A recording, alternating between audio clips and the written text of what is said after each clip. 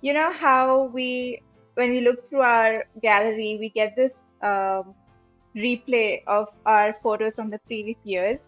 And I got a photo of me shooting when I was 9 or 10. It was, I think, one of the first earlier days of my shooting. Figure out what's the mindset that works for us because we are all different and we should learn to make ourselves disciplined in whatever we do.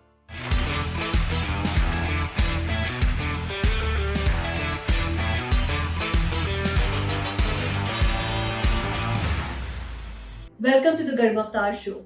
In today's episode, I have with me Esha Singh, who has been world number 2 in air pistol 10 meters in 2022.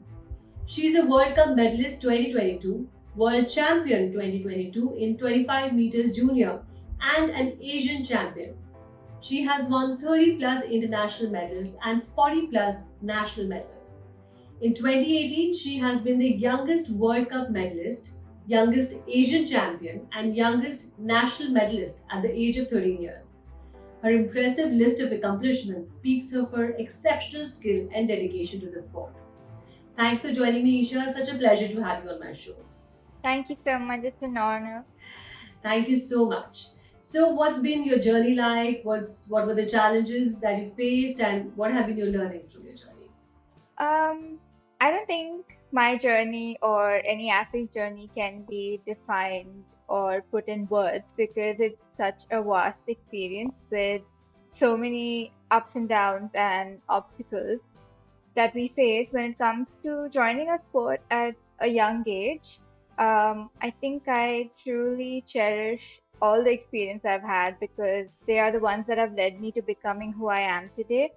And I have an amazing bond with my dad, and he has played the most important role in my life and in my career.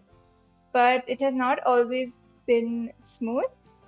Uh, Both of us have been through ups and downs together.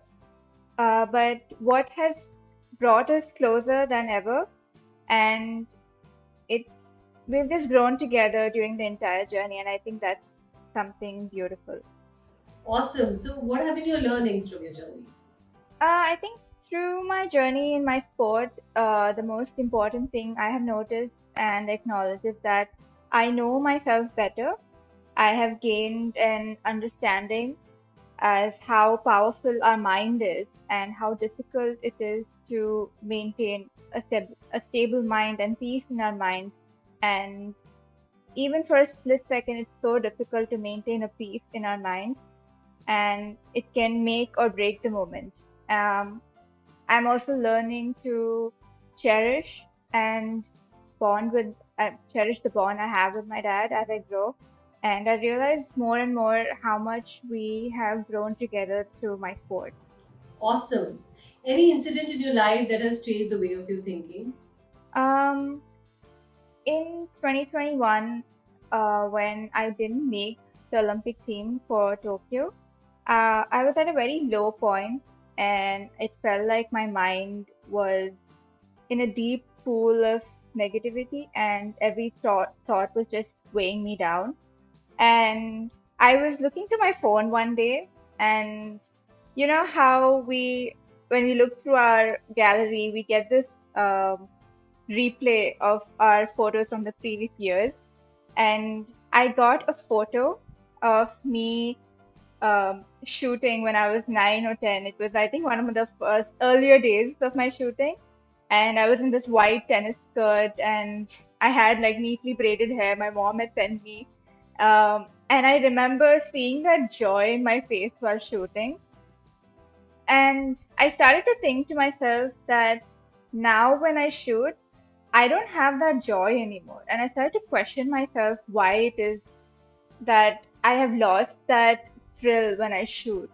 And what I've come to a conclusion was that I don't play for myself anymore, and I've become so goal oriented that I've lost that joy I play when I do shooting.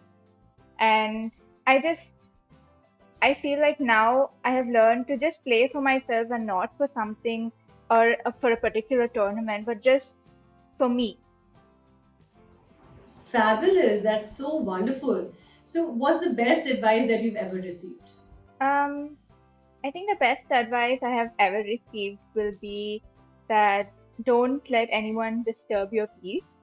And I absolutely agree with that because I feel that the time and the day you decide that you're the master of your mind and nobody else has control of your thoughts, but it's you who control your thoughts and feelings, and that's all in your mind. There are no words to describe the power you feel in the moment when you realize that.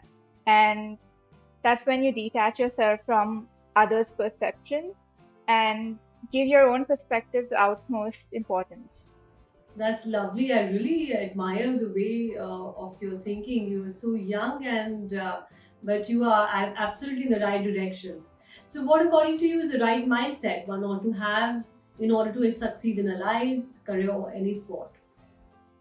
I feel rather than figuring out a right mindset, we should figure out what's the mindset that works for us because we are all different and we should learn to make ourselves disciplined in whatever we do.